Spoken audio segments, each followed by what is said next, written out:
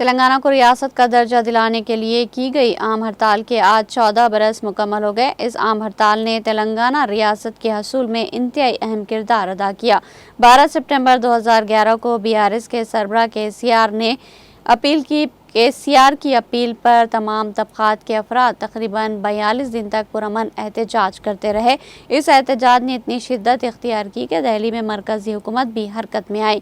تلنگانہ تحریک میں ایک تاریخی مقام رکھنے والی اس عام ہڑتال کو آج 14 سال مکمل ہو گئے ہیں۔ اس موقع پر BRS کے کارگزار صدر KT راما راؤ نے ایک دلچسپ ٹویٹ کے ذریعے یاد دہانی کروائی۔ انہوں نے اپنے ٹویٹ میں لکھا کہ تلنگانہ عوام میں خود مختار ریاست کی خواہش کو سب سے زیادہ واضح کرنے والی عظیم تحریک عام ہڑتال ہے۔ مختلف طبقات کے لوگ متحد ہو کر 42 دن تک پرامن احتجاج کرتے ہوئے تلنگانہ کی طاقت دہلی تک پہنچانے میں کامیاب ہوئے۔